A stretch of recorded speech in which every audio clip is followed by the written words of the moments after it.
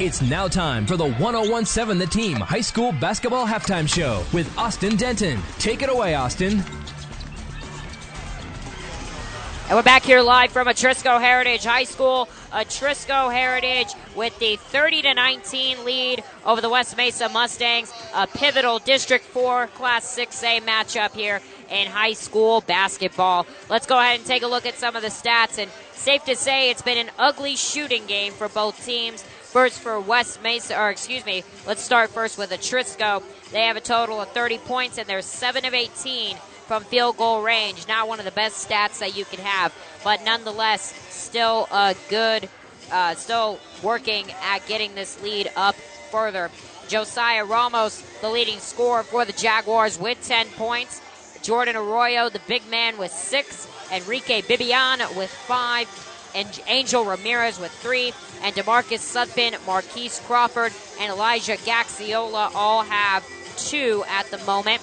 As for the shooting percentage for from the free throw line, they are 14 of 17, which is an 82% free throw range, which is good for them as they will need those free throws down the stretch if West Mesa keeps on fouling. And they had 22 rebounds just that half. Just that half. So that is a good number as well. If they can keep working the post with those rebounds, they can continue to have a good game. And on the other side for West Mesa, hasn't been one of the best games for them as well. Eloy Medina has 12 points. He's their leading scorer. But here's where it gets ugly. 6 of 27 total field goal range. So this has really not been good for West Mesa. They are going to need to get that up if they want to have a good second half. And the combined field goal stats for both teams is 13 of 45. So overall, just not the greatest of shooting nights for both teams. The only other players that have points on the board for West Mesa are Brandon Bolden with 3, Isaiah Ortiz with 2, Jose Vigil with 2, and everybody else has played in the game but has yet to score any points. 5 of 17 from 2-point range, 1 of 10 from 3-point range, and 6 of 9 on the free throw line, and only 10 rebounds for West Mesa. So this has been a really tough game for them so far. We'll see what Sean Schreier and the Mustangs will talk about on what they need to improve for this second half. When we come back, we bring in Brian O'Neill for the second half analysis. You're listening to the New Center Credit Union Halftime Show, ESPN Radio 1017 The Team. I'm Trey Wingo, and you're listening to the Team High School Game of the Week on ESPN Radio 1017 The Team.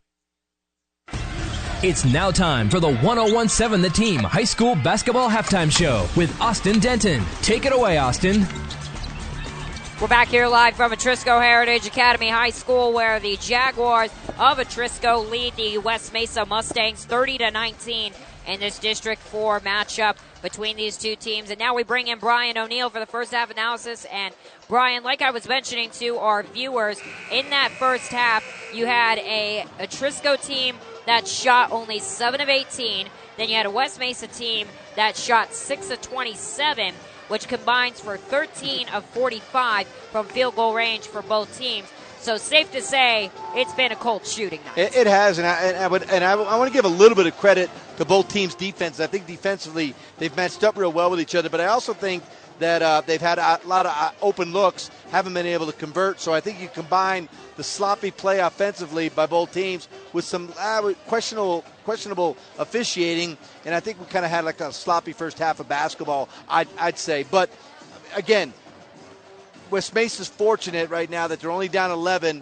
They had opportunities where they really could have closed this lead, weren't able to, but with Arroyo being on the bench, you're going to see him now in the third and fourth quarter. How West Mesa adjusts to him will be important.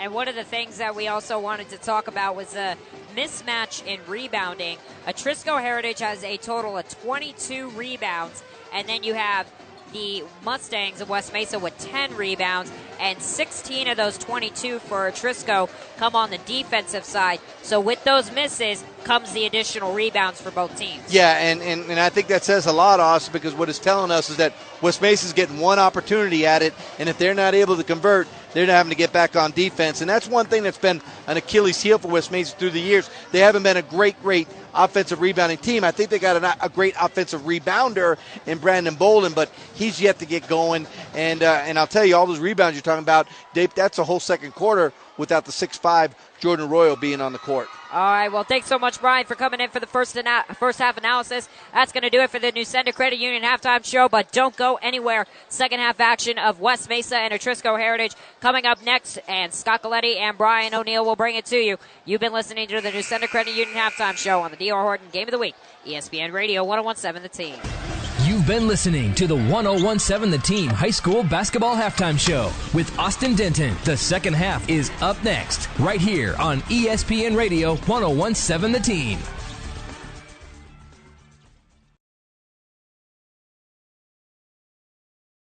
All right. Thank you so much, Coach Leba, for joining us since Coach Ortega wasn't available. Thank you so much for joining us. So first things first, Atrisco, your team, came in really well late down the stretch. It seemed like that the momentum shifted on your guys' end in the final about 5 minutes of that fourth quarter. What changed there to shift the momentum your guys' way? Really, our guys took off and executed, ran their lanes, got some wide open looks. We were crashing the balls, running the lanes hard. Our guys executed down towards the end.